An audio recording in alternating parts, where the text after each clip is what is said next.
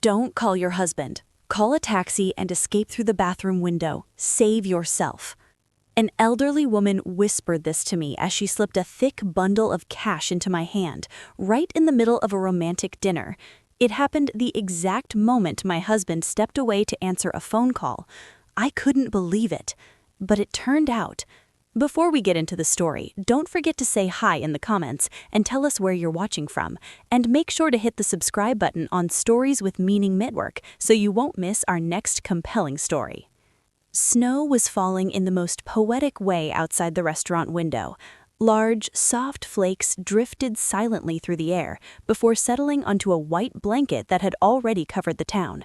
From our table on the top floor of Hotel Bellevue in Aspen, Colorado, the Rocky Mountains stretched out like a grand oil painting. Their sharp peaks were bathed in moonlight, forming dark silhouettes against a clear night sky. Inside, the atmosphere was the complete opposite of the frozen world beyond the glass. The warmth of a fireplace, the soft strains of a violin playing romantic melodies, and the gentle clink of silverware on porcelain plates wrapped the room in a cocoon of luxury and comfort. Elena took a slow, deep breath, trying to absorb it all. She adjusted the cream-colored silk shawl draped over her shoulders, making sure it complemented the simple yet elegant evening dress she wore. "Perfect," she whispered to herself. Her eyes never left the man sitting across from her. Victor Hale, her husband, smiled at her. It was the same smile that had dismantled all her defenses 6 months ago, a smile that promised safety, devotion, and a bright future. "Only the best for our honeymoon, my love," Victor said, his voice deep and soothing. He reached across the table covered with crisp white linen, his warm fingers closing around Elena's hand. Their wedding rings, small diamonds set in elegant bands, caught the candlelight and shimmered softly. Elena truly felt like the luckiest woman in the world. She still often felt as though all of this was a dream. After years of living modestly, juggling college while working odd jobs, and carrying grief alone since her mother passed, she was now here, in the United States, in one of the most expensive hotels she had ever imagined, on her honeymoon with a man who seemed to adore her completely. Victor Hale was the answer to every silent prayer she had ever whispered. He was handsome, successful, courteous, and most importantly, patient. He accepted Elena exactly as she was, including her difficult past. He never demanded anything, only gave. A waiter approached with professional silence and placed their desserts on the table. Chocolate lava cake for Elena, creme brulee for Victor. The rich aroma of dark chocolate immediately filled the air. "Enjoy it, sweetheart," Victor said, winking playfully as he cracked the caramelized sugar on his dessert with a spoon. Elena was just about to take her first bite when a harsh vibration shattered the delicate atmosphere. Victor's phone, lying beside his plate, buzzed loudly against the wooden table. Elena looked up. She saw Victor glance at the screen. It lasted for a fraction of a second, but she saw it clearly. A strange crease formed between his brows. His jaw tightened. It was an expression Elena had never seen before. Cold, tense, angry. Then, just as quickly, it vanished. Victor lifted his head and smiled again, but this time Elena felt the smile didn't reach his eyes. "Just a moment, love," Victor said softly. "Work stuff. You know how clients from New York are, always panicking." He picked up his phone, stood, and leaned down to kiss Elena's forehead. "I'll take this outside. Don't wait for me. Enjoy your dessert while it's warm. I won't be long." Elena nodded. She watched her broad back as he walked away, crossing the elegant dining hall and disappearing through the heavy wooden doors leading to the hotel lobby. She sat alone, staring at her cooling chocolate cake. An odd sense of unease crept up her spine. That expression on Victor's face replayed in her mind. That wasn't the Victor she knew. Elena shook her head gently, trying to push the thought away. Of course it was work. Victor was a successful businessman. Emergencies happened. She shouldn't be paranoid. This was their honeymoon. She picked up her spoon again, only to sense movement beside her table. Movement that was far too close. An elderly woman was suddenly standing right next to her. Elena startled slightly. She remembered seeing her earlier sitting alone at a corner table by the window. She had assumed she was a local tourist. Up close, however, it was clear the woman wasn't American. She wore a simple patterned dress beneath a thick gray wool coat. Her face was etched with deep lines of age and hardship. But it was her eyes. God, her eyes. They radiated a raw, overwhelming fear that made Elena's stomach twist instantly. The woman didn't look Elena in the eyes at first. Her movements were quick, frantic, almost like a thief's. She grabbed Elena's hand resting on her lap. Her fingers were thin, icy cold, and trembling violently. With a swift motion, she slipped something into Elena's palm. It was thick, stiff. Paper. Money. Then the woman leaned in, so close Elena could feel her ragged breath against her cheek. "Don't call your husband," she whispered, her voice hoarse and shaking, yet fiercely urgent. "Call a taxi, go to the lobby bathroom, escape through the bathroom window. Now, hurry." Elena froze. Her heart nearly stopped. This had to be a joke, some bizarre honeymoon prank. I'm sorry." Elena tried to pull her hand back, but the old woman's grip, despite the trembling, was shockingly strong. Finally, the woman lifted her gaze. She looked straight into Elena's eyes. Tears shimmered along the edges of her wrinkled lids. There was pure desperation there. "Don't trust him," she hissed, louder now, panic bleeding into every word. "Don't trust Victor. This is a trap. Your life and your money are at stake. Go now while he's still outside." Before Elena could say a single word, the old woman released her grip. She turned away without looking back, walking quickly, almost stumbling towards the women's restroom at the far end of the restaurant, then disappeared. Elena was left sitting there, motionless. The warmth of the luxurious dining room vanished, replaced by a bone-deep chill. Her hand trembled as she looked down. Clutched in her sweaty palm was a thick bundle of US dollars.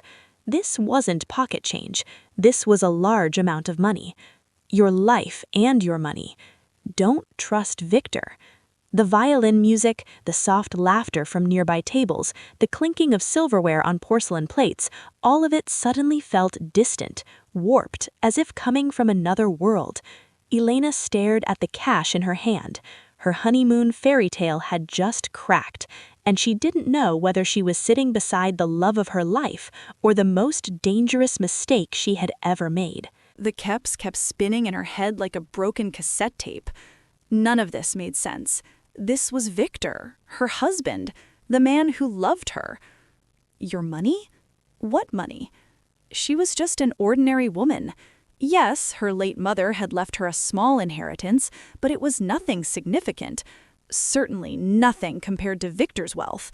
The old woman must be crazy. Yes, that had to be it. A confused, elderly woman who had mistaken her for someone else. Elena exhaled slowly, forcing herself to calm her racing heart. She would return the money, she would find the woman in the restroom and make sure she was okay. She was just about to stand when her gaze drifted, unintentionally, toward the hotel lobby visible through the glass wall of the dining room. Victor was there, but he wasn't on the phone, and he wasn't alone. Victor stood in a dim corner of the lobby, near an emergency exit, speaking intensely with two other men. They were tall, broad-shouldered, wearing long black coats, rigid and severe, completely out of place among the hotel guests dressed in relaxed luxury. This did not look like a business conversation. Victor's body language was stiff, aggressive. He pointed sharply, his hands moving fast and forcefully. The man who was usually warm and composed now looked hard, merciless under the muted lobby lights. Even from this distance, Elena could see his jaw clenched tight. This wasn't a client from New York. This wasn't work. And suddenly, every strange piece of the puzzle clicked together, horribly. The unease she had felt since Victor received that call transformed into a wave of icy terror. The old woman's warning wasn't the ramblings of a mad stranger. It was real. Without thinking twice, Elena moved. Survival instinct took over. She stopped caring about manners, appearances, or explanations. She grabbed her handbag from the chair beside her, shoved the bundle of US dollars inside, and stood up. She didn't walk toward the lobby. She moved quickly, forcing her steps to appear calm, heading in the opposite direction, toward the woman's restroom the old woman had indicated. No, not the restaurant restroom. The lobby bathroom, the old woman had said. Elena exited the dining hall. Her heart felt like it might explode. She passed several hotel staff members who nodded politely. Elena returned their gestures with a stiff smile she was sure looked more like pain than courtesy. She reached the lobby restroom. It was lavish. Marble from floor to ceiling, gold-plated faucets, oversized mirrors, and thankfully it was empty. Elena pushed open the largest stall at the end and locked the door behind her. Her hands were shaking violently. She placed her bag on the closed toilet lid. Escape through the window. She looked up. On the back wall of the stall was a window, large, made of thick frosted glass, clearly designed for ventilation and light, not for escape. It sat high on the wall. Elena climbed onto the toilet seat and reached for the latch. Her heart dropped. It was stuck, probably frozen from the snow and ice outside. She pulled hard. Nothing. Panic burned behind her eyes. Tears welled up. She would be trapped here. Victor would notice she'd been gone too long. He would come looking for her. No, she whispered fiercely to herself. She wouldn't give up. Elena inhaled deeply, focusing every ounce of strength she had. She gripped the latch with both hands and twisted with desperate force. Click! A sharp metallic sound followed. The window swung inward. Freezing night air rushed in, slapping her face and stealing her breath. She pushed the window open fully. Outside was darkness and snow. She looked down. This was the rear side of the hotel, a private garden area. The drop from the window to the snow below was about 6 feet, high enough to twist an ankle if she wasn't careful, low enough to escape.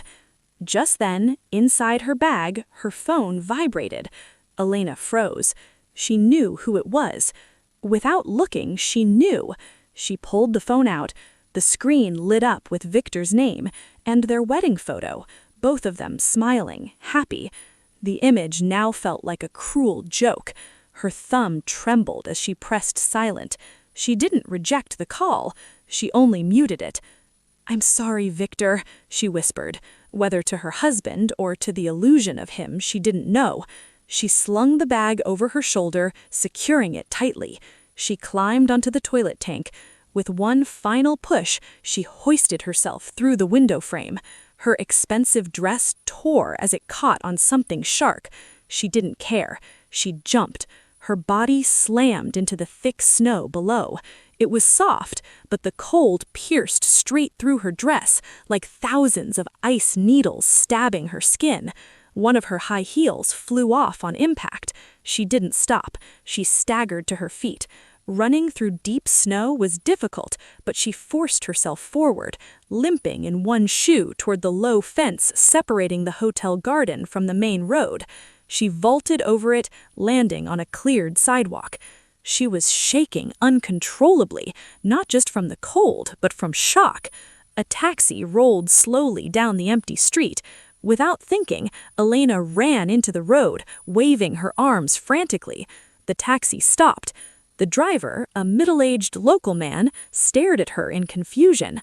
A woman wearing a shawl in an evening gown, no coat, one shoe, standing in the middle of a snowy night? Elena yanked open the back door and climbed in. "Please, just drive," she said, her English broken and desperate. The driver raised an eyebrow but hit the gas. "Where to, ma'am?" he asked, his accent distinctly American. Elena realized something terrifying. She had no idea where to go. I don't know," she said, her voice cracking. "Just drive, away from this hotel, please." The taxi pulled away, gliding down the empty road. Elena looked back at the hotel, now looming and threatening in the distance. That's when her phone vibrated again, a text message from Victor. short. "Where are you? Don't play games with me, Elena." The veiled threat sent ice through her veins. The taxi stopped at a red light at the end of the hotel road, and from that distance, Elena saw something that would haunt her forever. Victor stormed out of the hotel lobby. His face was clearly visible under the entrance lights. He was not smiling. His expression was pure rage. He scanned left, right. Then Elena saw Mrs. Adler. The old woman was trying to slip out through the same doors. Victor saw her. He moved fast, too fast. He lunged forward, grabbing Mrs. Adler's arm violently and dragging her back inside. Elena saw the old woman's eyes widen in terror. Just before Victor pulled her fully into the dark lobby, Mrs. Adler looked straight toward the taxi, straight at Elena, and then she was gone. Elena didn't know if the woman could see her, but Elena saw her. The traffic light turned green. The taxi began to move. A muffled scream tore from Elena's throat. Hot tears finally spilled down her frozen cheeks. She had just left her savior in the hands of a monster. The taxi sped through the freezing night. Elena sat in the back seat, her body shaking uncontrollably. The trembling wasn't just because of her thin evening dress soaked with snow, or because she wore only one shoe. The shaking came from deeper, from the core of her being, where something had cracked. The taxi driver kept glancing at her through the rearview mirror. His face showed a mixture of pity and confusion. He had already offered to turn the heater higher, but Elena couldn't even answer. The cold she felt couldn't be chased away by warm air. It was the cold of betrayal. The image of Victor grabbing Mrs. Adler's arm was burned into her mind, violent, ruthless. That was not the Victor she knew. The Victor she knew would hold doors open for her, pull out chairs, speak in a softness that made her feel safe. The man in the hotel lobby with a stranger, a monster wearing her husband's face. "Don't play games with me, Elena." The text message still glowed on her phone screen, its light burning her eyes in the darkness of the taxi. It wasn't a hidden threat. It was naked, brutal. "Ma'am," the driver said gently, trying to pull her from her spiral. "We've been driving around for 10 minutes. I need to know where you want to go. The police? A hospital?" The police. Elena thought about it. What would she tell American police? That her husband looked angry? That an old woman gave her money and told her to run? They would think she was hysterical. They would call Victor, and Victor, with his charming smile and calm demeanor, would convince them that her wife was simply stressed after the wedding. Elena knew in her heart she couldn't go to the police. A hospital wasn't an option either. She wasn't physically injured. She needed a safe place, a place Victor couldn't reach. "A place where I have consular rights," Elena said suddenly, her voice hoarse and breaking. "Take me to the Indonesian consulate." The driver nodded in relief. Finally, a clear destination. "Yes, ma'am, I'll take you there as fast as I can." "It's a bit far, about 40 minutes. He added. "That's fine," Elena replied, resting her aching head against the cold window. "I'll pay. Please, just drive." She used Mrs. Adler's money to pay the fare up front. More than enough. The driver accepted it, now fully convinced her passenger was in serious trouble. The rest of the journey passed in suffocating silence. The car sped along dark highways cutting through sleeping American countryside. Every set of headlights behind them made Elena's heart leap. She kept looking back, paranoid that Victor and the 2 men in black coats were chasing her. She tried to find another explanation. Maybe Mrs. Adler was a con artist. Maybe she was part of a kidnapping ring. But that didn't make sense. Why would Mrs. Adler give her money? Why had Victor looked so furious in the lobby? Why had he grabbed the old woman? No. The simplest explanation was the most painful. Mrs. Adler had been telling the truth. Victor had deceived her. Their 3-week-old marriage was a lie. Their meeting at the art gallery in Seattle, their romantic dates, the way Victor looked at her during their wedding ceremony. All of it, a perfectly staged performance. But for what? Your life and your money. What money? Elena's forced herself to think. When her mother died 5 years ago, Elena inherited a family house in Seattle and some savings. Not much, enough for a modest life. She still had to work part-time while finishing college. Victor was far wealthier. At least, that's what he claimed. He was a successful real estate developer, or so he said. Tears streamed down her face again. This time, tears of confusion and rage. She felt unbearably stupid, so naive. Victor must have been laughing at her all along. Her phone vibrated again. An incoming call. Victor Hale. Elena stared at the name, nausea rising in her throat. She rejected the call. Seconds later, he called again. She rejected it again. Then a message came in. She lifted her phone. "We can talk about this." All caps. He was furious. Another message followed. "You don't know what you're doing. You're in danger if you're alone. Let me help you." Elena let out a bitter laugh. She was in danger because of Victor. Finally, the taxi crossed into the city limits of Denver.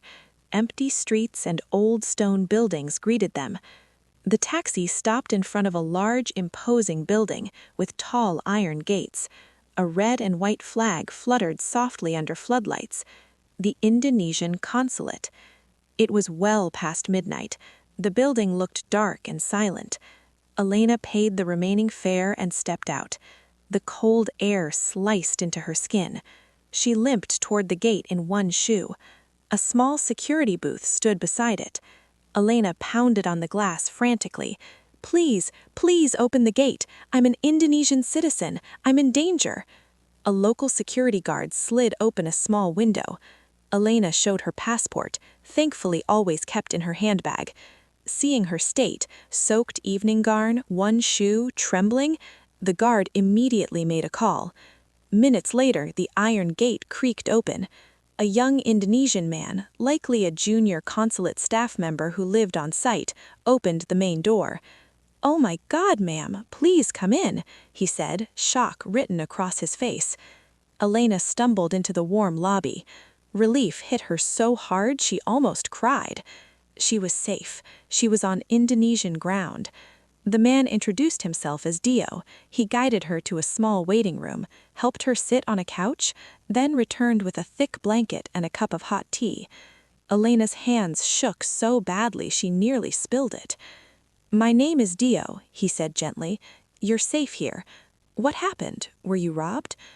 Elena shook her head. She took a deep breath, forcing her voice steady. "My husband. I believe my husband is dangerous. I ran away from him." Dio's eyes widened. "Your husband is here in the U.S.? "Yes. We're on our honeymoon. His name is Victor Hale. He deceived me. An elderly woman warned me to run. I saw Victor hurt her." Elena told him everything, haltingly, about the restaurant, Mrs. Adler's whisper, the money, her escape through the window, and Victor in the lobby. Dio listened closely, his expression filled with genuine concern. "This is insane, ma'am," he said softly. "That's horrifying. Of course we will protect you." He hesitated for a moment. "I'm sorry, ma'am. For our records, may I have your full name and your husband's full name again?" "My name is Elena Suryadi Migata. My husband is Victor Hale." The moment Elena spoke those names, something changed in Dio's face. It was subtle, almost imperceptible. The sympathy in his eyes faded, replaced with a stiff, professional expression. He seemed to suddenly remember an instruction. "Elena Suryadinata and Victor Hale. Please wait here. You're safe. I need to call my superior, Mr. Vishnu, the deputy head of the consulate. He's on duty tonight. Please don't go anywhere." Dito stepped out and closed the waiting room door behind him. The silence in the room instantly became oppressive. The relief Elena had felt moments earlier evaporated, replaced by a deep sense of dread. Dito's change in demeanor had been too obvious. She was left alone for nearly 15 minutes. Time crawled. She tried to calm herself. Of course, Dito had to report to his superior. This was serious. Elena glanced around the room. There was a magazine rack filled with brochures about American tourism. A television sat dark against the wall. In the corner stood a small desk with a computer still on. Probably a staff workstation. Curiosity, fueled by panic, took over. She remembered Mrs. Adler's words, "Your life and your fortune." What fortune? With trembling legs, Elena walked toward the computer and opened the internet browser. She didn't even know what she was searching for. She typed in Victor Hale. The results were ordinary. Business articles, corporate profiles of his real estate company. Everything looked clean, polished, respectable. Then she typed her own name, Elena Surya-Dinata. Nothing. Her chest tightened. She added one more word. Elena Surya-Dinata, inheritance. A single link appeared at the very top. An old financial news article from an American outlet published about 5 years ago, right after her mother's death. Headline: The Surya-Dinata Inheritance Dispute. Assets worth hundreds of millions frozen in Switzerland. Elena's heart felt like it was being crushed. She clicked the link. The article detailed a legal battle between her late mother and her younger brother, Uncle Henry. Elena's grandfather, it turned out, had once been a powerful tycoon. He had left everything to Elena's mother, enraging Henry. The inheritance wasn't just a house and savings. It included investment portfolios, stocks, and massive quantities of gold bullion stored in private vaults of a Swiss bank in Zurich. Uncle Henry contested the will, claiming Elena's mother was not the legitimate heir. Elena kept reading, her eyes widening in horror. To protect the assets from Henry, her mother had placed them into an ironclad trust fund. The assets were frozen, and there was one strange clause. The fortune could only be released to Elena Surya-Dinata, the sole heir, once she turned 25 years old, or after she got married. Elena had turned 25 3 months ago. She had gotten married 3 weeks ago. Everything snapped into place. Victor hadn't married her. He had married the release clause. Uncle Henry. This had to be Uncle Henry's doing. The waiting room door suddenly opened. Elena hurriedly closed the browser window and turned around. Dito stood in the doorway, his face pale and unreadable.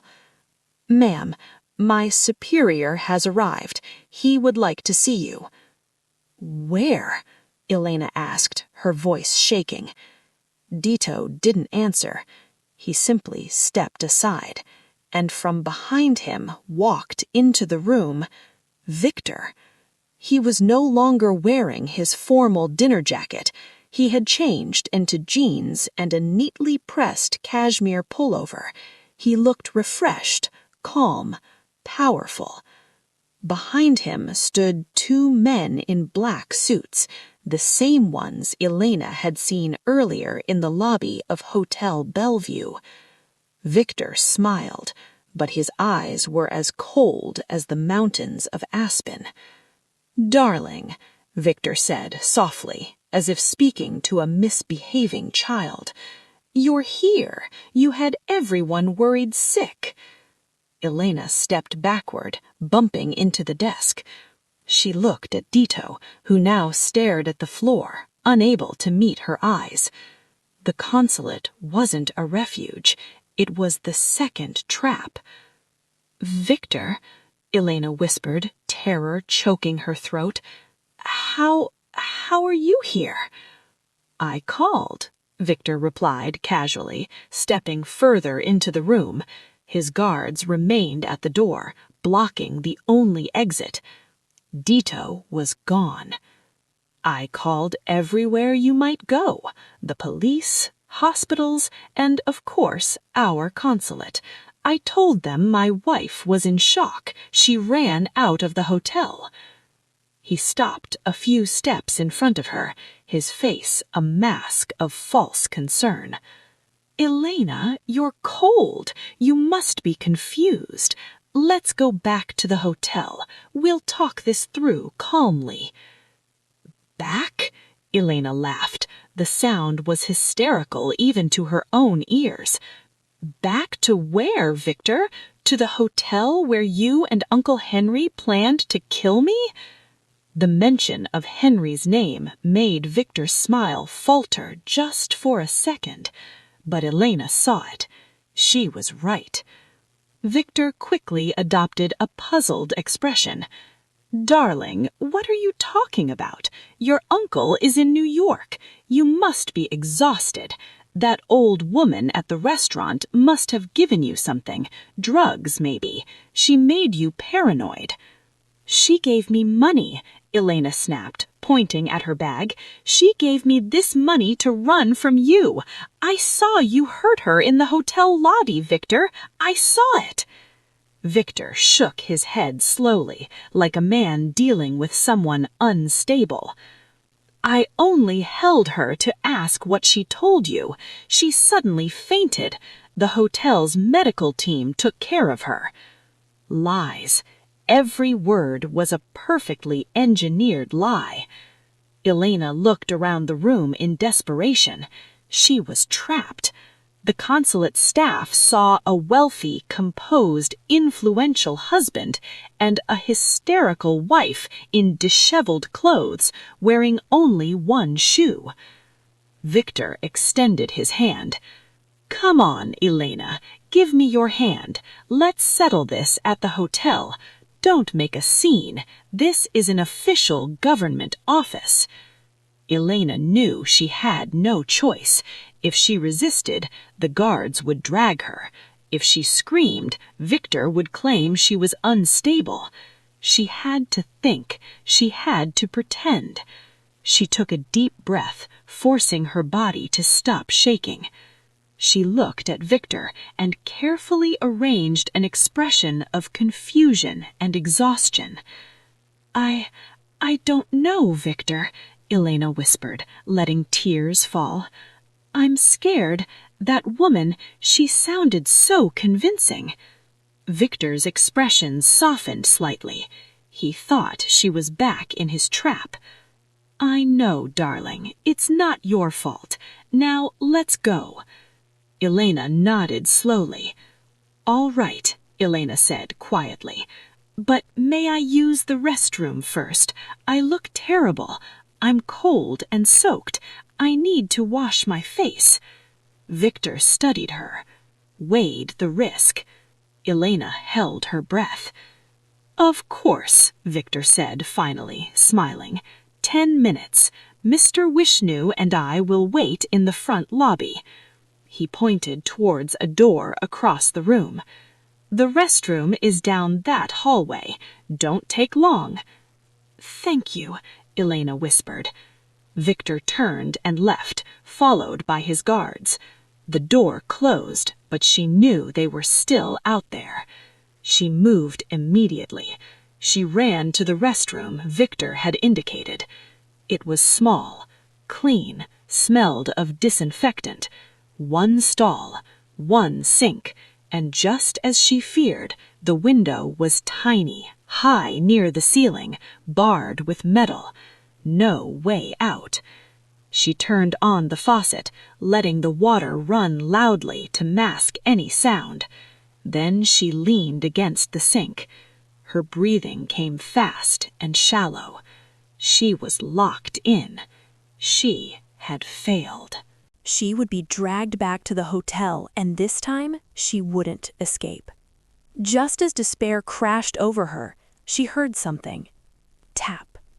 The sound was faint, almost drowned out by the rush of water from the sink. Elena turned off the faucet. Silence. Tap. Tap. The sound came from the barred window. Elena climbed onto the toilet seat and peered through the narrow gap in the frosted glass. Outside was darkness. This side of the building looked like a narrow service alley between the consulate and the neighboring office complex. She saw nothing. "Hello?" she whispered. Tap. Tap. Tap. This time it was louder, urgent. Then a hoarse, familiar whisper came from outside. "Mrs. Elena, open the window, quickly." Elena's heart leapt. "Mrs. Adler? Hurry, they'll start to suspect something." Elena looked at the iron bars. "They're bolted in, I can't get out," she whispered frantically. "Look under the sink, I slipped something there earlier while the staff wasn't looking." Elena jumped down and knelt, feeling beneath the cold porcelain sink. Her fingers touched something heavy and cold, wrapped in a cleaning cloth. A screwdriver. She didn't have time to ask how. She climbed back up, balancing on the toilet. Her hands shook so violently she almost couldn't fit the screw head into the screw head. "Quickly, Mrs. Elena," Mrs. Adler urged from outside. Elena twisted. The first screw was rusted tight. She leaned her full weight into it. With a painful screech, it finally turned. 1. She moved to the second screw. Easier. 2. Then she heard footsteps outside the bathroom. "Elena, are you almost done?" Victor's voice, calm but impatient. Elena froze. "Just changing clothes, almost finished," she called out, forcing her voice to tremble. She was grateful for the blanket Dido had given her earlier. It made the lie believable. "Don't take too long," Victor replied. The footsteps faded. Elena worked faster now, tears streaming down her face. Third screw. Fourth. The iron bars came loose, heavy in her hands. She nearly lost her balance.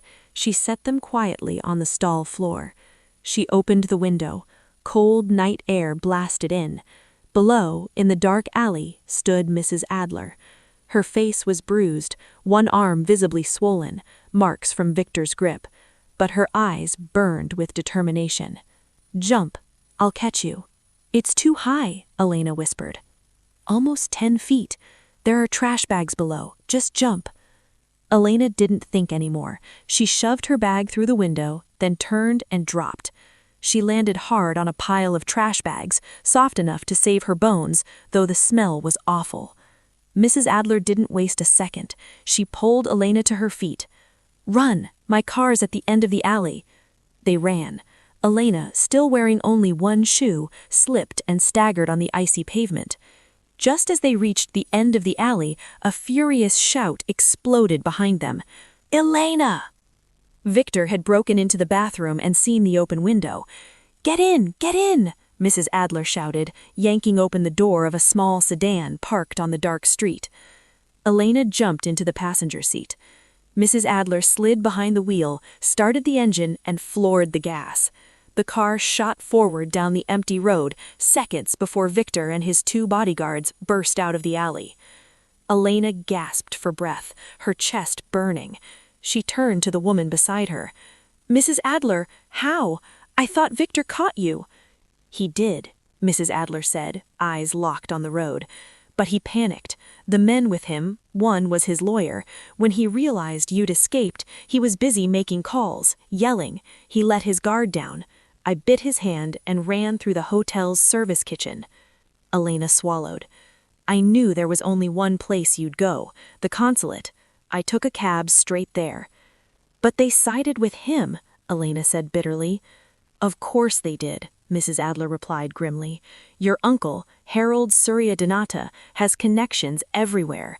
He paid people inside the consulate to handle things if you tried to run. They drove in silence, leaving downtown Aspen and heading towards a quieter outskirts. Finally, Mrs. Adler parked in front of a small, modest roadside motel. We're safe here for tonight. They entered a clean but simple room. Mrs. Adler locked the door, secured the safety bar, then sat heavily on the edge of the bed, utterly exhausted. Elena sat across from her. Why? Elena asked softly.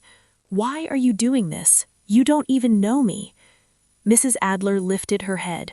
Her tired eyes looked at Elena with deep sorrow. But I do know you, my dear. You just don't remember me. Elena frowned. What do you mean? My name is Wati Adler, she said quietly. For 15 years, I was your mother's personal assistant, Almira Surya-Donata. Elena's mouth fell open. A distant memory surfaced. A kind woman with shoulder-length hair who worked in her mother's office, who used to give her chocolate cookies after school. Mrs. Adler, Elena whispered. The older woman nodded, tears filling her eyes. Yes. But why? What inheritance? What is really going on? Mrs. Adler took a deep breath and pulled an old document folder from her bag. This is what you need to know, she said firmly. Your mother's death 5 years ago was not a car accident. The air seemed to vanish from the room. What? It was murder, Mrs. Adler continued. The one behind it was your uncle, Harold Surya-Donata. He wanted the entire Surya-Donata fortune. She explained everything, the trust, the marriage clause, Harold's greed. Your mother knew her brother, Mrs. Adler said. She moved all her assets into American accounts and investment vaults and created a trust so complex it locked everything down. After your mother died, Harold threatened me. He said he'd kill me if I spoke. I disappeared, but I never stopped watching over you. Elena's hands shook. I knew he was waiting, Mrs. Adler said. Then Victor appeared. Too fast, too perfect. I got suspicious. I investigated him. She opened the folder.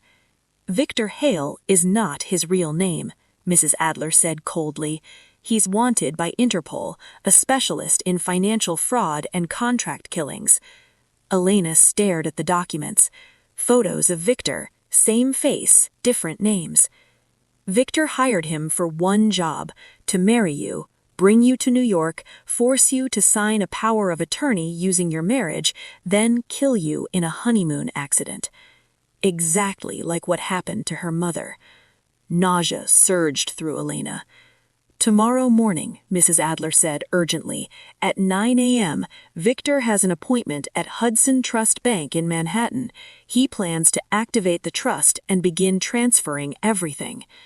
We have to go to the police, Elena said weakly. We can't, Mrs. Adler interrupted. He has a legal marriage certificate. You're his wife. To American authorities, this looks like a domestic dispute. The room fell silent. Elena realized the truth with chilling clarity. This wasn't just a betrayal, it was a carefully planned execution, and she was the final clause. Harold had planned everything meticulously. Then what do we do? Elena asked, her voice breaking with despair. Mrs. Adler looked at her sharply. We stop him. She reached into the folder and pulled out a small, worn envelope. Before your mother died, she entrusted this to me. She said if anything ever happened to her, I was to give this to you when you needed it most. Mrs. Adler opened the envelope. Inside was not a letter. It was an old, heavy, safe deposit box key. Victor has a legal marriage certificate, Mrs. Adler said calmly. But we have this, a deposit box key, at the same bank. Elena stared at it. Your mother stored all the evidence of Harold's crimes there, the original will, proof of Victor's real identity. Mrs. Adler's voice hardened. We have to get to the bank before he does. The motel room was small, stale with old cigarette smoke, lit by a flickering neon sign outside the window, but to Elena it felt like the safest fortress in the world. She sat on the edge of the stiff motel bed, staring at the ancient key resting in her palm. It felt heavy, cold, loaded with secrets. Across from her, Mrs. Adler calmly prepared tea using paper cups and the motel's electric kettle, her movements efficient and steady, as if she hadn't just escaped a hired killer. Elena finally lifted her head, her eyes burned dry from crying. "Auntie, I don't know how to do this. I can't fight Victor. I can't fight Uncle Harold." Her breath caught. "They killed my mother." Saying it out loud almost shattered her. Her uncle, the man she married. The truth was so monstrous, so overwhelming, she felt like she might break apart completely. Mrs. Adler pressed a warm cup of tea into Elena's trembling hands, forcing her fingers to close around it. The heat helped, just a little. "You must," Mrs. Adler said firmly, though her eyes were gentle. "Your mother knew this would happen. She was not weak, and neither are you." She nodded toward the key. "She prepared this. She left you a weapon. That key is her weapon."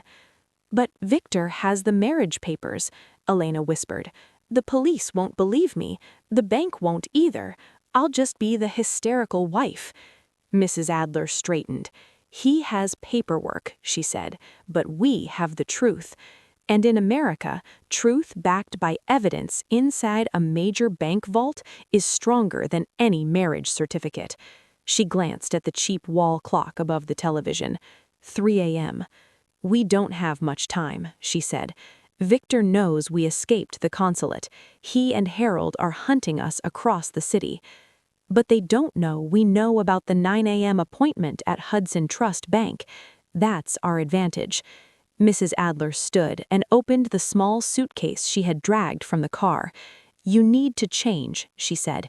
"You can't walk into a Manhattan bank wearing a torn evening gown and one shoe." She pulled out a simple outfit, a dark long skirt, a loose blouse, and a navy blue shawl. Then a pair of comfortable flats. "I'm sorry, these are all mine. They'll be a bit loose, but better than that dress." Elena slipped out of her expensive honeymoon gown. As the silk slid to the floor, it felt like shedding her old skin, letting go of the naive, foolish woman blinded by fake love. She put on Mrs. Adler's clothes. They felt unfamiliar, but safe. She washed her face, tied back her hair, and draped the blue shawl over her shoulders. When she looked in the mirror, the woman staring back was no longer a happy newlywed. It was a woman filled with fear and cold, burning anger. "We leave now," Mrs. Adler said firmly. "The drive from Aspen to New York is long. We have to arrive before the bank opens, before Victor." They packed in silence. Elena slipped the deposit box key into her skirt pocket, touching it repeatedly, making sure it was still there. 5 minutes later, they left the motel. The pre-dawn air was brutally cold, biting to the bone. The roads were dark and empty. They got into the rented sedan and merged onto the highway. The drive was torture. Every car behind them felt like a threat. Every pair of headlights in the rearview mirror made Elena's heart pound. She sat rigid in the passenger seat, gripping the door handle. "How did you know about Victor?" Elena asked quietly, breaking the tense silence. Mrs. Adler kept her eyes on the dark highway. "As I told you, I never stopped watching over you. When Harold suddenly dropped the legal battle 5 years ago, I knew he hadn't given up. He just changed tactics." "He waited," Elena whispered. "He waited for you to marry," Mrs. Adler corrected. "He knew the clause. Then, 6 months ago, Victor appeared in your life, too perfect, too fast. I spent my remaining savings hiring a private investigator. At first, his record looked clean, but then we found his real name, and everything unraveled. He's a ghost, wanted in 3 countries for similar scams." Elena closed her eyes, nausea twisting her stomach. My plan was to gather enough evidence to go to the authorities before you married him, Mrs. Adler continued. But you moved too fast. Suddenly you were married and flying to Aspen. I knew it was his endgame. I sold my house to get to you before he did. Elena turned to her. Auntie, your sacrifice? I don't know what to say. Don't say anything, Mrs. Adler said firmly. Just stay alive and help me bring justice for your mother. That's enough. As dawn broke, painting the sky in pale gray and soft pink, they entered New York City. The city stirred awake. Early workers filled the streets. What street is the bank on? Elena asked anxiously. Madison Avenue, Financial District, we're close. They turned onto a wide, elegant street lined with designer boutiques and towering bank buildings. Mrs. Adler parked in an underground garage a few blocks away. We walk from here, she said, less noticeable. They hurried along the cold sidewalk. It was 8:30 a.m. The sky was fully bright. Elena hugged herself, trying to stop trembling. Then she saw it. Across the intersection, in front of the grand glass entrance of Hudson Trust Bank, a sleek black Mercedes sedan pulled to a stop. Elena's heart stopped. The rear door opened. Harold Suryadina stepped out first, heavy-set, satisfied, wrapped in an expensive wool coat. He smiled broadly. Then, from the passenger side, Victor Hale emerged. Perfect. Tailored suit, immaculate hair. He smiled at Harold. They looked like two successful businessmen about to close their deal of their lives. They still hadn't been seen by Elena and Mrs. Adler. Quick! Mrs. Adler hissed, gripping Elena's arm tightly. They're earlier than scheduled. They crossed the street, breaking into a light run amid other pedestrians. Across the way, Victor Hale and Harold Suryadinata were speaking with a man who looked like a senior bank manager, greeting them respectfully at the entrance. Elena and Mrs. Adler didn't go through the main doors. Mrs. Adler pulled Elena toward a smaller side entrance marked Private Banking.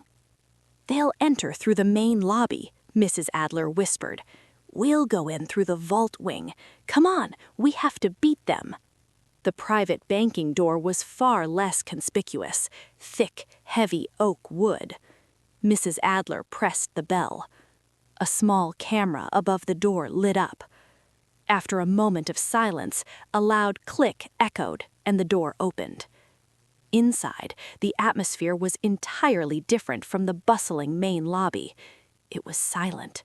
The room was lined with dark walnut paneling, the thick carpet swallowing every sound. A single black marble reception desk stood at the center, guarded by a neatly dressed middle-aged woman. The receptionist studied Elena coldly, her gaze sharp and appraising. Elena wore a faded blue shawl and worn flats. Mrs. Adler looked like an ordinary elderly woman. They looked nothing like private clients of an elite Manhattan bank. "Good morning," she said in English with a faint German accent. "How may I help you?" Mrs. Adler stepped forward with unexpected confidence. "Good morning," she said. "We're here to access a safe deposit box under the name Almira Suryadinata." The receptionist raised her perfectly groomed eyebrow. "Suryadinata," she repeated, turning to her computer and typing quickly. She paused. "This box has been inactive for over 5 years." "We know," Mrs. Adler replied calmly. "And who are you?" she asked, her eyes shifting to Elena. Elena lifted her chin. Her voice trembled slightly, but she forced it steady. "My name is Elena Suryadinata. I'm Almira Suryadinata's daughter. I'm her legal heir." The receptionist studied Elena for a long moment. "May I see your identification?" Elena handed over her passport, thankfully still in her bag when she fled Hotel Bellevue. The woman examined it carefully under a scanner. Very well, Miss Surya, she said, her tone noticeably more respectful. However, to access a safe deposit box, you will need both the key and a signature. We have the key, Mrs. Adler said calmly. Elena took the antique key from her pocket and placed it on the marble desk. The receptionist stared at it, clearly surprised. All right, she said after a pause. There is one more issue. Our system shows that your husband, Mr. Victor Hale, has an appointment this morning to discuss the status of this account. Elena's blood drained from her face. My husband hasn't arrived yet, and as the rightful owner, I wish to access my box now. There was steel in her voice. This was a battle of wills. The receptionist was clearly torn. On one side, Elena was the legal heir with the original key. On the other, her influential husband was due to arrive any moment. Please wait one moment, she said. She picked up the phone and spoke rapidly in Swiss German. Elena's eyes darted to the large, elegant clock on the wall. 8:47 a.m. Time crawled. Every second felt like an hour. Victor and Harold could appear at any moment. After 2 agonizing minutes, the receptionist hung up. Very well. Mr. Hoffman will escort you. Please follow me. A thick glass door behind the desk slid open with a soft hum. Elena and Mrs. Adler hurried down a silent, carpeted corridor to a private elevator marked B3. Mr. Hoffman is waiting, the receptionist said. The elevator descended deep underground. It felt like sinking into a grave. When the doors opened at B3, the air was cold and dry. Before them stood a gleaming iron gate, and beyond it a massive circular steel vault door. The main vault. A thin man with glasses waited anxiously. Miss Surya, please. Mr. Hoffman led them inside. The iron gate slammed shut behind them with a heavy click. Mr. Hoffman completed a series of procedures, key codes, fingerprint scans, before the massive vault door hissed open. Inside, hundreds of safe deposit boxes of varying sizes lined the steel walls. Box 714, he said, leading them to the corner. He inserted his own key. Dual key procedure. My key first. Now yours, Miss Surya. Elena's hands shook violently. She missed the slot on her first try. Easy, Mrs. Adler whispered. Elena took a deep breath and tried again. The key slid in smoothly. She turned it. Click. The sound was deeply satisfying. Mr. Hoffman pulled out a long silver metal box. It wasn't large, but it was heavy. Please follow me to the private review room. The room was windowless, containing only a table and 2 chairs. Mr. Hoffman placed the box on the table. Press the bell when you're finished, he said, then exited. The door sealed shut with a soft hiss. The clock on the wall read 8:59 a.m. Hurry, my dear, Mrs. Adler urged. Elena opened the metal box. There was no gold, no jewelry. Inside were documents, folders, old audio tapes, and a USB drive. What is all this? Elena whispered. Mrs. Adler's eyes gleamed. Our ammunition. Elena picked up the top folder. For Elena, her mother's handwriting. She opened it. It wasn't a legal document. It was a letter. Elena, my daughter, if you're reading this, I'm already gone, and Harold has shown his true face. Don't cry. I knew this would happen. Your uncle is greedy, but he's a coward. Inside this box is everything you need to destroy him. Bank transfer records, audio recordings of his threats, and full details of his financial crimes. I gathered them over many years. Use them. Don't let him win. I love you. She knew it, Elena whispered as tears fell onto the page. Check the rest, Mrs. Adler urged. Elena opened the second folder. Exactly as promised. Bank transfers, forged IDs, and a small USB drive. "This is it," Mrs. Adler said. "Victor's real identity. And this," she lifted another USB, "is a recording I made myself. Harold hiring Victor." She glanced at her watch. 9 a.m. exactly. They had everything. Justice was finally in their hands. Suddenly, the review room door slid open. Elena and Mrs. Adler gasped, spinning around. They expected Mr. Hoffman. They were wrong. Victor Hale stood in the doorway. His suit was immaculate, his hair perfect.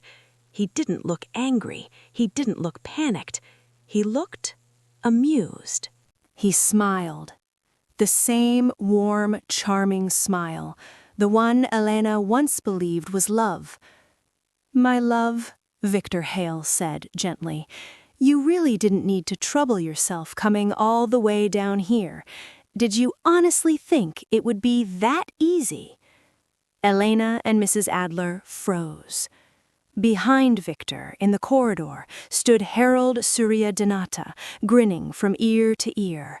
Beside him was Mr. Hoffman, the vault manager, but he no longer looked nervous. He looked obedient. And next to Hoffman stood an older man with an unmistakable air of authority.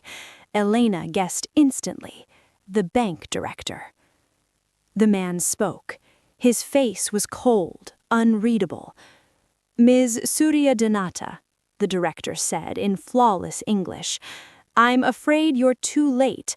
This safe deposit box and all its contents have been temporarily frozen at the urgent request of your husband, Mr. Victor Hale, acting under a legally binding marital power of attorney."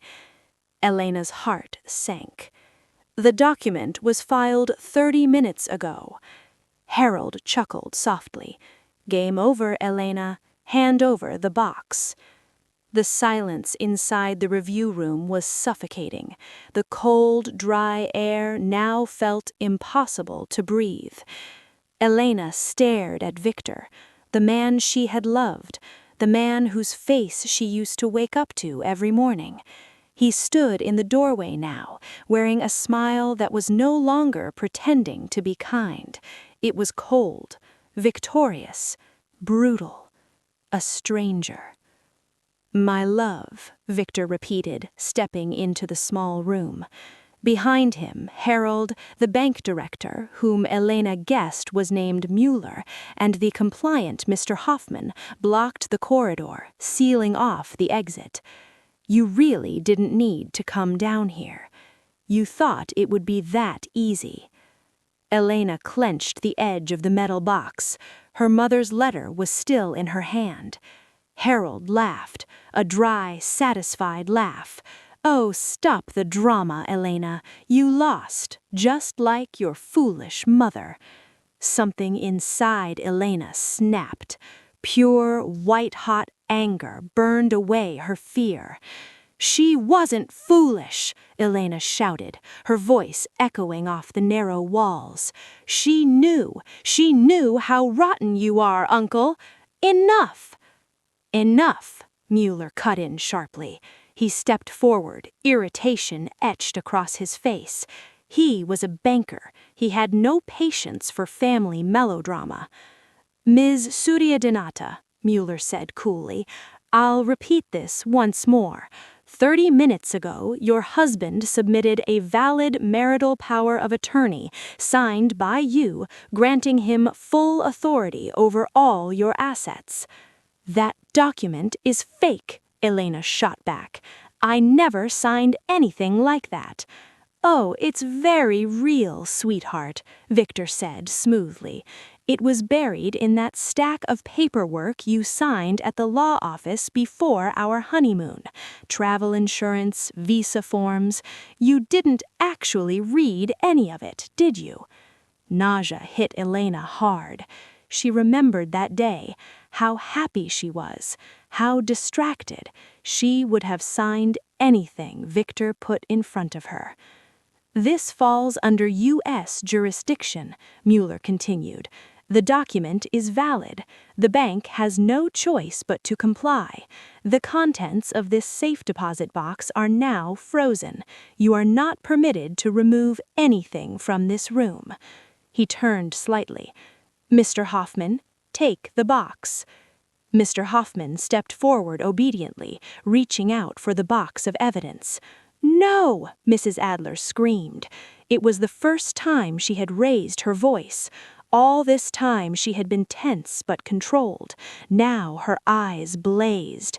With a speed shocking for a woman her age, Mrs. Adler yanked the contents from the box, grabbing the folder containing Victor's true identity and the small USB drive, then slammed the metal box onto the floor. Documents, letters, and old audio tapes scattered everywhere. "How dare you!" Mr. Hoffman exclaimed, stunned. Victor and Harold both recoiled, momentarily caught off guard by the sudden explosion. "That power of attorney is worthless," Mrs. Adler hissed, her face flushed with fury. She didn't look at Victor or Harold. She stared straight into Director Mueller's eyes. "That document was signed under the name Victor Hale," she said, trembling with emotion. "It means nothing, because that man," she pointed at Victor with a shaking finger, "is not Victor Hale." The air went razor tight. Victor let out a low laugh. "Director Mueller, you can see this old woman is unstable. She's obsessed with my wife." Harold jumped in quickly. "She's a former maid, fired for stealing. Just have her arrested. She's a liar." "She's telling the truth," Elena shouted. "Shut up, Elena," Victor barked. His mask cracked just slightly. His patience was thinning. "I will not be silent," Elena said, stepping beside Mrs. Adler. She turned to Mueller. "You're a banker. Reputation is everything. What happens to Hudson Trust Bank when the world finds out you just helped an international fugitive, a con artist, and a murderer loot his victims' assets?" Mueller's eyes narrowed. The words murderer and international fugitive clearly unsettled him. "Do you have evidence to support such serious allegations?" he asked coldly. "We do," Mrs. Adler replied. She tossed the identity folder onto the table in the corridor. "Open it. Page 5. It's an Interpol international warrant." Mueller stared at the folder, then at Victor. Victor was still smiling, but now it was stiff. "This is ridiculous, slander, fabricated nonsense." "And this," Mrs. Adler said, stepping forward and raising the small USB drive high, "is not forged." "What is that?" Mueller asked. "A recording," Mrs. Adler replied. "A recording of a conversation between Harold Suryadinata," she pointed at the uncle, now visibly sweating, "and this man. A recording where Harold hires him not only to defraud Elena, but to kill her. A beat. Just like they killed her mother 5 years ago." Total silence. Even Harold stopped grinning. You can't use that," Harold stammered quickly. "It's illegal, an illegal recording." "Tell that to the police, uncle," Elena said coldly. She turned to Mueller. "You're a banker. Reputation is everything. What happens to Hudson Trust Bank when the world finds out you just helped an international fugitive, a con artist, and a murderer loot his victims' assets?" Mueller's eyes narrowed. "You can ignore us. You can hand us over to them. But the contents of that USB have already been copied." Victor scoffed. "That's a lie. There are no copies, no automatic transmission." Elena met his eyes unflinching. "If we don't walk out of this bank alive within 1 hour, those files will be automatically sent to the media, federal authorities, Interpol, and your banking regulators." She paused. "Your move." But Elena said it with absolute conviction. Director Mueller looked at Elena, then at Mrs. Adler, then at Victor Hale, whose face had gone deathly pale, and finally at Harold Surya Donata, who was now trembling. He made his decision. "Mr. Hoffman," Mueller said sharply, "take all of them to the conference room upstairs. Bring your laptop." The conference room upstairs was the complete opposite of the vault buried deep underground. It was flooded with light, one entire wall made of glass, offering a sweeping view of New York City and the river shimmering in the distance. A long, polished mahogany table dominated the room, surrounded by 12 luxurious leather chairs. The atmosphere was sterile, expensive, and razor tense. 2 large bank security guards now stood silently near the door. Director Mueller sat at the head of the table. Mr. Hoffman took the seat beside him, laptop open. Elena and Mrs. Adler sat on one side. Across from them sat Victor and Harold. Harold's face was slick with sweat. He kept wiping his forehead with a silk handkerchief. Victor, by contrast, had regained his composure. He sat upright, hands neatly folded on the table, looking like an executive in a board meeting, not a criminal backed into a corner. "All right," Mueller said flatly, "we end this now." He nodded toward Mrs. Adler. "Give the USB drive to Mr. Hoffman." Mrs. Adler handed it over. Hoffman plugged it into the laptop. "Which file?" asked Hoffman. "Open the one labeled Identity," Mrs. Adler replied. He clicked. A folder opened containing several scanned documents. He opened the first file. A photograph appeared on the screen. It was Victor, but under a different name, Milo Skolar, Czech national, wanted for fraud, document forgery, and suspected involvement in enforced disappearances. Director Mueller stared at the screen, then slowly turned to Victor. "Mr. Hale," Mueller said coolly, "or should I call you Mr. Skolar? Would you care to explain this?" Victor gave a thin smile. "Someone is clearly working very hard to frame me, Director. Deepfake technology is extremely advanced these days. That photo is fake." "Is it?" Mueller replied. "And what about this?" He pointed to another file on the screen. Bank transfer records from an offshore account in the name of Harold Surya Donata to a Cayman Islands account linked to Milo Skolar. The first payment was made 6 months ago, the second 1 day after Miss Elena's wedding. Harold flinched violently. I don't know anything about that," he stammered. "Those were just normal business payments." "What business, Uncle?" Elena asked quietly. "The business of hiring a killer," Mrs. Adler said. "Play the recording," she added softly. Hoffman glanced at Mueller. Mueller gave a brief nod. Hoffman clicked the audio file labeled Instruction. Static crackled, then the room filled with a voice Elena instantly recognized as her uncle's, rough, impatient, secretly recorded. "I don't care how you do it. Victor, Milo, whatever your name is, I've paid half already. Marry her. Get her to sign all the power of attorney documents in New York. I want all the assets liquidated next week." Then Victor's voice came through, cold, precise, professional. "I'll handle it. The marital clauses are already active. Once the power of attorney is signed and the assets transferred, what about the girl?" Elena's heart pounded so violently it hurt.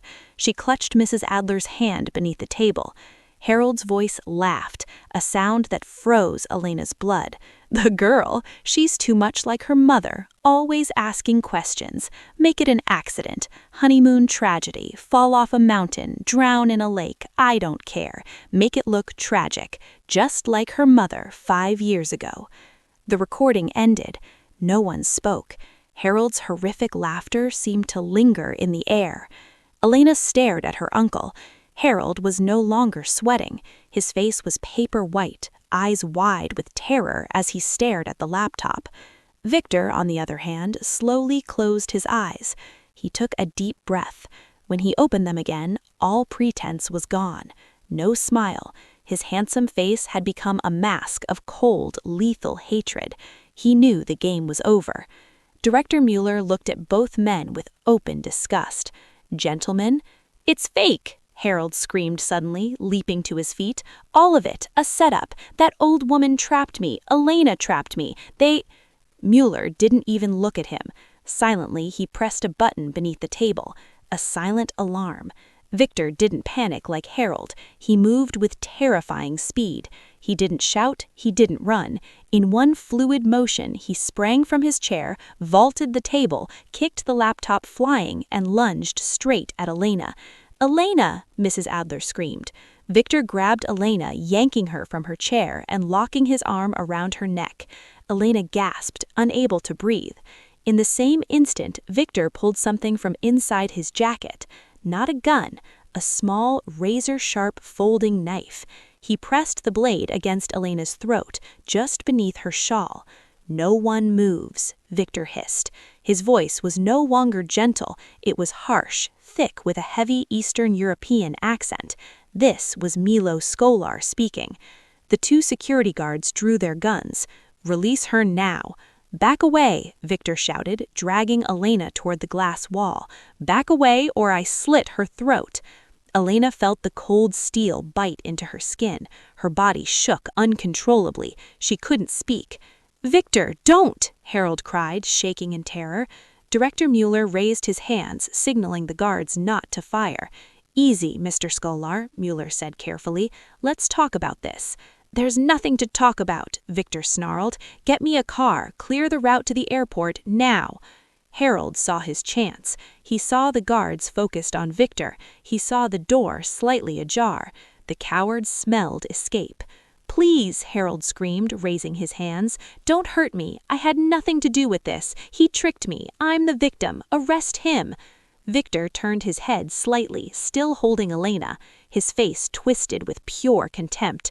"Coward, greedy rat." "I didn't know anything," Harold sobbed, edging toward the door. "You think I'm going to prison alone?" Victor roared. His eyes burned with fury. "You're the one who ordered me to kill her mother. You planned all of this." It was a public confession, in front of bankers, in front of security, in front of Elena. In his blind rage towards Harold, Victor's grip on Elena loosened just slightly, just enough. Mrs. Adler, who had been watching silently, saw the opening.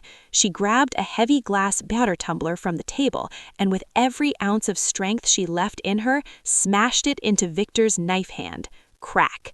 The knife flew free. Victor howled in pain. Instantly, Elena threw her full weight forward, stomping hard on Victor's foot with her flats and driving her elbow into his stomach. Victor released her. Elena collapsed to the floor. The next second, both security guards charged. They slammed into Victor like bulls, hurling him against the glass wall. A thunderous crash echoed. The glass cracked but held. Victor fought savagely, but he was outnumbered. Within 10 seconds, he was face down on the floor, hands cuffed behind his back. It was over. Harold collapsed at the doorway the moment he saw everything unfold. Elena lay on the floor, gasping for breath, her trembling fingers reaching for her neck. There was a thin cut, small but real. She was alive. Mrs. Adler rushed to her side and pulled her into a tight embrace. "It's over, my dear," Mrs. Adler whispered, her voice shaking. "It's over." Elena looked across the room. Victor Hale was being forced down into a chair. His face was bruised, swollen, and twisted with hatred. His eyes locked onto Elena with a chilling intensity. The conference room doors burst open. This time, it wasn't just private security. New York police officers in full uniform stormed in, their dark blue jackets filling the room within seconds. The chaos that had moments ago been filled with violence was instantly replaced by cold, professional control. 3 officers moved straight toward Victor, who had already been handcuffed by Hudson Trust Bank security. 2 others knelt beside Harold, who lay unconscious on the floor, checking his pulse before snapping cuffs onto his wrists, despite the fact that he still hadn't woken up. Elena remained on the floor, leaning against the wall. Her entire body shook uncontrollably. Her neck burned where the knife had grazed her skin. Mrs. Adler knelt in front of her, gripping Elena's hand tightly. With the other hand, she gently moved Elena's shawl aside to inspect the wound. "Just a scratch," she whispered, her voice trembling with relief. "Just a scratch." A female police officer approached them. She spoke softly in English. "Ma'am, you're safe now. Are you injured? We can call medical assistance immediately." I'm okay," Elena whispered. "Just a cut." Nearby, Director Mueller, his face pale and rigid with anger, was speaking rapidly to the commanding officer. He pointed toward Mr. Hoffman's laptop, then at Victor, then at Harold. He was desperately trying to contain the disaster unfolding inside his bank. Reputation was everything. "Take the recording," Elena whispered to Mrs. Adler. "Don't let them erase it." But Mrs. Adler had already moved. She pulled the USB drive from the laptop and clenched it tightly in her hand. When an officer approached, she handed it over. "This is the evidence," she said in Indonesian, then pointed at the USB and added in broken English, "Recorded proof, murder." The officer immediately treated it as critical evidence and sealed the USB inside a transparent evidence bag. Victor no longer resisted. He sat still, motionless. The handsome mask he had worn was gone. What remained was Victor Hale's true face, cold, empty, calculating. He stared down at the floor, as if silently tallying his sentence. A professional who had failed his assignment. Harold, however, reacted very differently. When paramedics revived him with smelling salts, he immediately began screaming. "I'm the victim," he shouted. "I was framed." His eyes were wild as he noticed the handcuffs on his wrists. "Elena, tell them it's all a lie. The recording is fake." Elena stared at her uncle, the man who shared her blood, the man who ordered the murder of her mother, Almira Suryadinata, and her own death. She felt nothing, no anger, no sadness, only cold disgust. "Take him," the commanding officer said flatly. The officers dragged Harold away as he cried and thrashed like a child, sobbing as he was pulled from the room. Then they turned to Victor. "Victor Hale, you are under arrest for attempted murder, fraud, identity falsification, and under an international Interpol warrant." Victor stood. He didn't say a single word. He walked between the officers with his back straight and his head held high. As he passed Elena, he stopped. He turned and looked at her. It wasn't hatred. It wasn't love. It wasn't regret. It was something far more terrifying. Emptiness. As if Elena wasn't a human being, only a failed assignment, a number in a ledger that now had to be closed. Elena met his gaze. She didn't look away. She would never allow this man to make her afraid again. She held his stare until Victor broke eye contact first and continued walking out of the room. After they were gone, the conference room fell into silence. Only Elena, Mrs. Adler, Director Mueller, Mr. Hoffman, and a few officers remained. "Miss Suryadinata," Director Mueller said, exhaustion heavy in his voice as he approached her. "On behalf of Hudson Trust Bank, I cannot adequately express how deeply sorry we are for what you endured today." "Your regret won't bring my mother back," Elena replied coldly. Mueller's expression hardened, but he forced himself to remain composed. "Nevertheless, we will cooperate fully with law enforcement. Mr. Hoffman will testify that Mr. Hale, also known as Victor Kolar, used a power of attorney obtained through deception. That authorization will be immediately revoked." He gestured to Mr. Hoffman, who nodded shakily. "Your assets, your mother's inheritance is completely secure. We will transfer everything into a new account under your sole name, protected with maximum security. No one will be able to access it but you." "And you," Elena said, locking eyes with him, "you will testify that you nearly handed my assets to a murderer." Mueller swallowed. I will testify that we identified a fraud threat and cooperated with authorities to apprehend the perpetrators. Hudson Trust Bank is secure, Miss Surya Donata.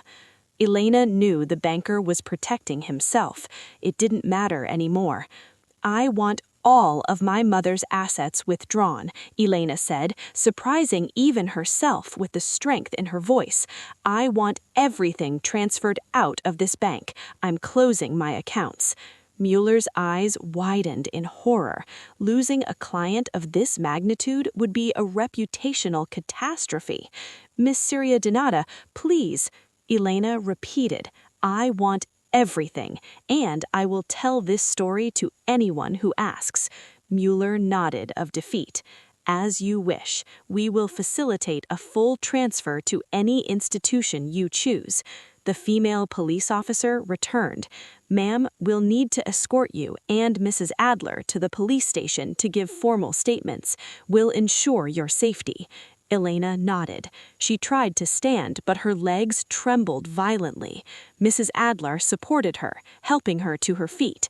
They walked out of the conference room, passing Mr. Hoffman, his head bowed in shame, and Director Mueller, who looked like a man who had just lost millions of dollars.